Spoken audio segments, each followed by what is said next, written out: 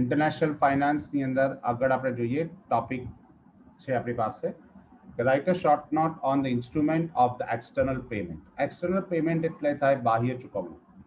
તો external payment એટલે બાહ્ય ચૂકવણી માટે તમે કયા સાધનોનો ઉપયોગ કરી શકો છો, એટલે કે વિદેશ વ્યવહાર થાય તે વખતે જે કોઈ બી પેમેન્ટ કરવાનું હોય તો કેવી રીતે થતું હોય છે. The instrument of the external payment mainly include the foreign bill of exchange, bank draft, telegraphic transfer, bank letters of credit, traveler's check. આ અલગ અલગ રીતે કરી શકાય છે. પહેલું આપણે જે ફોરેન બિલ્સ ઓફ એક્સચેન્જ એટલે કે હુંડી દ્વારા. Foreign bills of exchange are the customary form of the making the international payment. આંતરરાષ્ટ્રીય ચૂકવણી કરવા માટે આ કસ્ટમરી ફોર્મ છે, એટલે કે સૌથી પ્રચલિત છે અથવા તો જૂની પદ્ધતિ છે. It is a return request on the oldest order from the drawer to the drawee to pay the certain sum of the money. અહીંયા આગળ એક રિક્વેસ્ટ એટલે કે રિટર્ન રિક્વેસ્ટ કરવામાં આવે છે કે જે લખનાર વ્યક્તિ છે એટલે કે ડ્રોવર છે એ ડ્રોઈને વ્યક્તિ એટલે કે જે વ્યક્તિ સ્વીકારનાર છે એ ડ્રોઈ કહેવાશે અને લખનાર વ્યક્તિને ડ્રોવર કહેવાશે. To pay the certain sum of money, કેટલીક રકમ ચૂકવવા માટે, either to himself or to any other person as per the order of drawer. ડ્રોવરે જે પ્રમાણે આદેશ કર્યો હોય એ પ્રમાણે એ વ્યક્તિને અથવા તો અન્ય કોઈને. A foreign bill of exchange is generally used with the letter of credit. એ શાકપત્ર સાથેનો ઉપયોગ થતો હોય છે. For example, suppose a US import the goods from the French exporter. બરાબર છે, એટલે કે અમેરિકા આપણે એમ સમજીએ કે યુએસ જે છે એ ફ્રેન્ચના એક્સપોર્ટર પાસેથી વસ્તુ મંગાવે છે. The working of the bill of exchange is very simple. અહીંયા આગળ હુંડિયામણનો એટલે કે આપણે જે વિનિમય માટે જે એક્સચેન્જ રેટનો આપણે ઉપયોગ કરીશું, જે બિલનો ઉપયોગ કરીશું એ બહુ સરળ છે. The creditor of the France draw a bill. બરાબર છે, અમેરિકાએ ફ્રેન્ચ પાસેથી ખરીદ્યું એટલે શું કરશે, ફ્રેન્ચ એક બિલ લખશે ત્યાંથી on the importer of USA પર and have them the duly accepted by him, અને યુએસએ એને શું કરવું પડશે, સ્વીકારવું પડશે. After drawing the bill of exchange in ફ્રાન્સમાંથી એક વખત એ હુંડી લખાયા પછી subject to slight discount for the service provided by the bank. જે બેંક એનો ઉપયોગ કરશે એ માઇનર એટલે કે સ્લાઇટ ડિસ્કાઉન્ટ લેશે એમાં. The exporter received the immediate payment for his goods from the Paris bank. બરાબર, ફ્રાન્સની જે એટલે કે જે પેરિસની જે બેંક છે એના દ્વારા ફ્રાન્સમાં તાત્કાલિક નાણાં મળી જશે. The Paris bank then sent the bill to its New York correspondence. ન્યુયોર્કમાં પોતાની યુએસએમાં આવેલી ન્યુયોર્કની અંદર એ પોતે એના કોરસ્પોન્ડન્સને મોકલી આપશે. which is turned the present into US importer, અને એ ક્યાં પહોંચાડવામાં આવશે, યુએસના ઇમ્પોર્ટરને મોકલવામાં આવશે to be signed and accepted, એનો સ્વીકાર કરવા માટે. Once a bill is accepted by the importer, આયાતકારક વ્યક્તિ જો એને સ્વીકાર કરી દે છે, the Paris bank has a two option. તો પેરિસ બેંક પાસે બે વસ્તુ રહે છે. It can be hold the bill, એ હુંડી પોતાની પાસે મૂકી રાખે, or it can be direct its New York correspondence to sell, અથવા તો ન્યુયોર્કના કોરસ્પોન્ડન્સને કહી દેવામાં આવે કે હુંડી ત્યાં વેચી દે. The bill in the domestic money market for the immediate payment, તાત્કાલિક ચૂકવણી માટે. It is also support the trader A in the Mumbai imports a machine from the trader B of the New York. એક બીજું એવું પણ થઈ શકે છે કે ટ્રેડર એ જે બોમ્બેનો છે એ ન્યુયોર્કના મિસ્ટર બી પાસેથી યંત્ર ખરીદે છે. The another businessman C is a New York owns some amount of money from the merchant D in Mumbai. અને મુંબઈનો જ બીજો વ્યક્તિ ડી છે, બરાબર છે, જેને પૈસા આપવાના છે ન્યુયોર્કના સી વ્યક્તિ for the tea imported by him, અને જે ચા મંગાવવામાં આવી. In this case, the trader B of the America creditor will draw the bill for the amount due to him. બરાબર, ટ્રેડર બી જે છે એ હુંડી લખશે અમેરિકાના ક્રેડિટર પર, બરાબર છે, એટલે કે લેણદાર પર, અને એ હુંડી લખશે which A has the Indian debtor have to accept, અને ઇન્ડિયામાં જે એ વ્યક્તિ છે એને સ્વીકારવો પડશે. B has therefore the right to receive the money in India. બી વ્યક્તિ પણ ઇન્ડિયામાં જ છે, બરાબર છે, તો એને શું કરવામાં આવશે, એ વ્યક્તિને પૈસા મેળવવાનો અધિકાર છે in the form of bill drawn. This rights can be sold to C, બરાબર છે, અમેરિકન ડેટર સી ને આ અધિકાર વેચી દેવામાં આવે. Who has to pay the money in India? C will send to D his creditor, અને ડી નો એટલે કે જે ડી વ્યક્તિ ક્રેડિટર છે એને પૈસા ચૂકવી દેવામાં આવશે. Who thought this bank will be collect the money from A, અને એ વસ્તુ બેંક દ્વારા પૈસા એને પ્રાપ્ત થઈ જશે. However, the machinery of the bill of exchange make it necessary that every payment is the external exchange in one direction to match an equal payment to the other. આવું ત્યારે જ શક્ય બને છે કે દરેક ચૂકવણી જે બાહ્ય ચૂકવણીમાં હોય, બરાબર છે, અને direction to the match with the equal payment, અને સમાન રકમની હુંડી હોય ત્યારે. In other words, this is a time consuming process. આમાં સમય લાગે છે, but the popular at the international level, પણ આંતરરાષ્ટ્રીય સ્તર પર આ પદ્ધતિ યોગ્ય છે. બીજી પદ્ધતિ છે bank draft. The external payment can be settled through the bank draft also. Bank draft ની મદદથી પણ સેટલ કરી શકાય છે. A bank draft is an order of the bank to its branch and the another bank. એ પોતાની શાખા પર કે કોઈ अन्य બેંક પર શું કરતી હોય છે, એક ઓર્ડર કરતો હોય છે, એક આદેશ કરે છે, two pay the bearer on demand. જ્યારે માંગવામાં આવે ત્યારે નાણાં ચૂકવી આપવા માટે. A specific amount out of this deposit account. જે ડિપોઝિટ એમાઉન્ટ હોય એટલે કે અહીંયા આગળ એ બેંકે પોતાની પાસે રકમ જમા લઈ લીધી હોય અને એ રકમ ત્યાં ચૂકવી દેવામાં આવશે. The debtor is an international transaction can get the such bank draft from his bank. એ બેંકમાંથી એ ડ્રાફ્ટ મેળવશે, send it to creditor, પોતાના ક્રેડિટર લેણદારને મોકલી આપશે, who will collect the amount from the branch or the bank of its own country. એ પોતાના દેશમાં એ બેંકની જે શાખા હોય ત્યાંથી એ પૈસા મેળવી શકશે.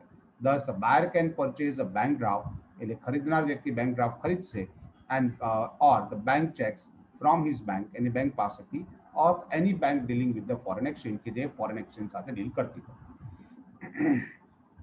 ત્રીજી વસ્તુ આપણને આપી છે લેટર ઓફ ક્રેડિટ એટલે કે શાકપત્ર. Letter of credit is an instrument authorizing a person to draw a bill or a cheque for a specific sum. ચોક્કસ રકમ માટે એક હુંડી લખવામાં આવે છે. On issuing the bank and stipulated time. બરાબર, જે બેંકે ઇશ્યુ કરેલી હોય ચોક્કસ સમયગાળા માટે. The exporter is ready to ship. Exporter માલ મોકલવા તૈયાર થઈ જશે. The goods to the importer if the gets the letter of credit. જો એને શાકપત્ર મળશે તો એ માલ મોકલવા તૈયાર થઈ જશે. Because the bank accept the liability of making the payment. કારણ કે એ પૈસાની ચૂકવણી જવાબદારી કોને લઈ લીધી છે, બેંક દ્વારા લઈ લેવામાં આવી છે. By issuing the letter of credit. Letter of credit આપીને, શાકપત્ર આપીને. A letter of the credit is an instrument, એક આ એવું સાધન છે issued against the payment, જે ચૂકવણીની સામે આપવામાં આવે છે, of the amount by the importer or the against the satisfactory security, અથવા તો જરૂરી જે સિક્યોરિટી અનામત ઊભી કરીને આપવામાં આવે છે અને ઇમ્પોર્ટર પાસે એટલી રકમ લઈ લેવામાં આવે છે અથવા તો એટલી જામીનગીરી ઊભી કરવામાં આવે છે અને બદલામાં જ લેટર ઓફ ક્રેડિટ આપવામાં આવે છે. બીજું છે ટેલિગ્રાફિક transfer. A telegraphic transfer is a telegraphic order by the bank to his correspondent bank abroad to pay the certain sum of the certain person on account. શું કીધું? ટેલિગ્રાફિક ટ્રાન્સફર એક એવો આદેશ છે કે બેંક પોતાની શાખા અથવા તો સંબંધિત બેંકોને એક આદેશ મોકલે છે કે આ ચોક્કસ વ્યક્તિને એના ખાતાની અંદર આટલી રકમ જમા આપવી, out of this deposit account, અને આ ખાતામાંથી મેળવવી. It is a quicker mode of the payment. આ બહુ ઝડપી સાધન છે. Travellers check. The travelers checks are used by the tourist. જે ટુરિસ્ટ લોકો હોય એ લોકો આનો ઉપયોગ કરતા હોય છે as a method of making the international payment. આંતરરાષ્ટ્રીય ચૂકવણીઓ કરવા માટે. Travelers checks are issued by the nationalized bank. રાષ્ટ્રીયકૃત બેંકો દ્વારા રજૂ કરવામાં આવે છે with the specimen signature on it, અને એની પર નમૂનાની સહી લેવામાં આવે છે. Which can be encashed at the branch or the correspondence of the bank in the foreign currency. Foreign કરન્સીમાં તમે ગમે ત્યારે સંકળાયેલી બેંકો સાથે કોરસ્પોન્ડન્સ બેંકની બ્રાન્ચ એટલે શાખાઓમાંથી તમે રોકડા ઉપાડી શકો છો. It is used by any country for the payment of the foreign exchange. વિદેશી હુંડિયામણની ચૂકવણી કરવા માટે કોઈ પણ દેશમાં એનો ઉપયોગ કરી શકાય છે.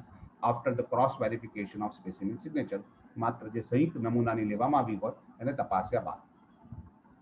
अलग अलग मेथड आपी जे explain the various methods of exchange control. विनिमय दर पर अंकुश રાખવા માટે अलग अलग પદ્ધતિ છે. એક પદ્ધતિ છે ડાયરેક્ટ એક્સચેન્જ કંટ્રોલ મેજર્સ, તો પ્રત્યક્ષ જે વિદેશ જે એક્સચેન્જ કંટ્રોલ જે છે એની પર પ્રત્યક્ષ માપણી કેવી રીતે થાય, અને બીજી મેથડ આપી છે ઇનડાયરેક્ટ એક્સચેન્જ કંટ્રોલ.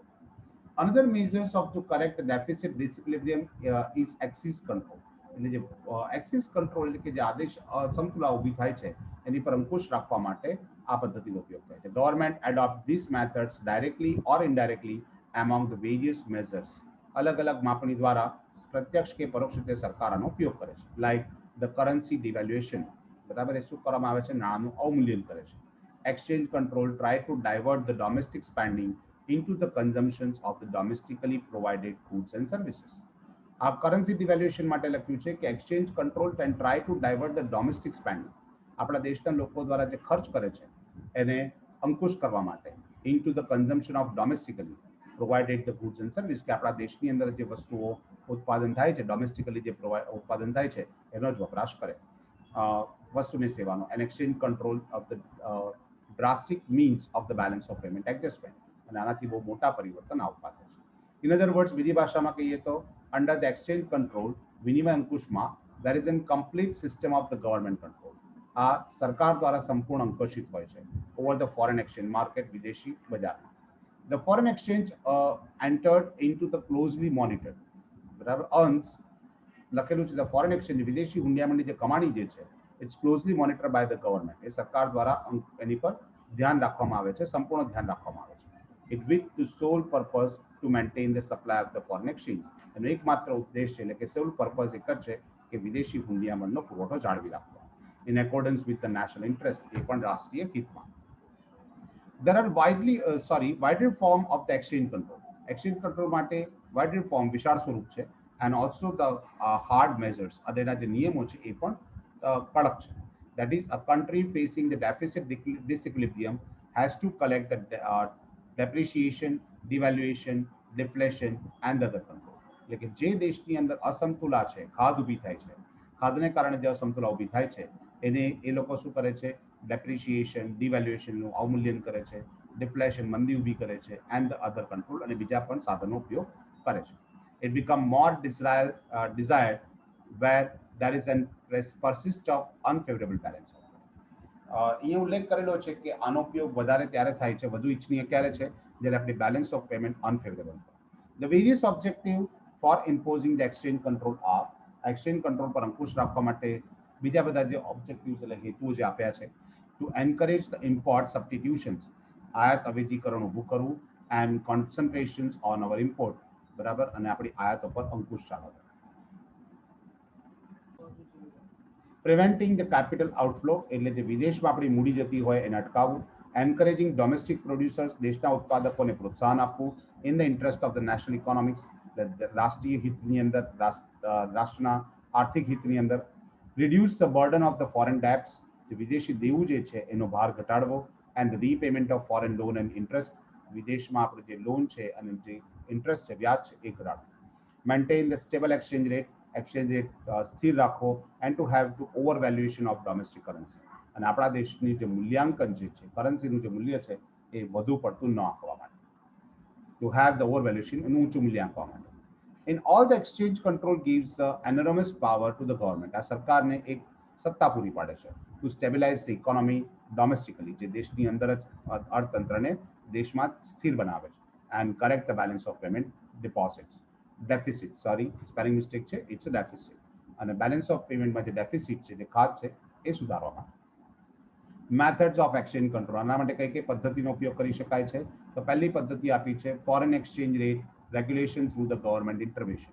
સરકારના ઇન્ટરવેન્શન એટલે હસ્તક્ષેપ દ્વારા વિદેશી હુંડિયામણના દર પર અંકુશ રાખવો. It is well understood that the foreign exchange rate stability is very important for the country. દેશ માટે વિદેશી હુંડિયામણનો દર સ્થિર રહે એ બહુ જરૂરી છે. Otherwise, અથવા તો there could be the imbalance in balance of payment. નહીં તો શું પરિસ્થિતિ ઊભી થશે કે બેલેન્સ ઓફ પેમેન્ટ એટલે કે લેણદેણ તુલાની અંદર ઇમ્બેલેન્સ થઈ જશે, એટલે કે અસમતુલા સર્જાશે. Under this method, government intervene in the foreign exchange market. બરાબર, આ પરિસ્થિતિમાં સરકાર શું કરે છે? વિદેશી બજારમાં પ્રવેશે છે, પોતાનો હસ્તક્ષેપ કરે છે. Government intervention is through the buying and selling of the home currency in the foreign exchange market. વિદેશી બજારની અંદર જે આપણા દેશનું નાણું ખરીદ વેચાણ થઈ રહ્યું છે, સરકાર એની પર અંકુશ રાખે. This is known as government support or a system of paging. બરાબર, આ પ્રક્રિયાને સરકારનો સપોર્ટ અથવા તો પેજિંગ સિસ્ટમ કહેવાય છે. That is government page. In this consequences of the paging, એટલે કે પેજિંગના સંજોગોમાં government support, there is a risk of fluctuation in exchange rate. સરકાર એ શું કરે છે? જે પરિવર્તન આવવાના, જે ફ્લક્ચ્યુએશન, જે ફેરફાર થવાના છે વિદેશી હુંડિયામણના દરમાં, એને સપોર્ટ કરે છે, એ દર જોખમને ઘટાડે છે. And rate in order to avoid that, શું ઘટાડવાનો પ્રયત્ન કરે છે, શું નકારવાનો પ્રયત્ન કરે છે? Government sell the foreign exchange when the price of foreign exchange is rising. સરકાર વિદેશી હુંડિયામણનું વેચાણ કરે છે જ્યારે વિદેશી હુંડિયામણનો દર વધતો હોય. Government will buy the foreign exchange when the foreign exchange rate is going down. વિદેશી હુંડિયામણનો દર ઘટતો રહેતો હોય ત્યારે સરકાર વિદેશી હુંડિયામણ ખરીદવાનું શરૂ કરે છે. The need of the government intervention is to smooth ups and downs in the exchange rate. વિનિમય દરમાં જે ઉતાર ચઢાવ જે આવે એ સ્મૂથર એટલે કે સરળતાથી આવી શકે એટલા માટે સરકાર હસ્તક્ષેપ કરતી હોય છે. એક્સચેન્જ રિસ્ટ્રિક્શન, સરકાર એટલે કે વિનિમય દર પર અંકુશ ટાળે છે.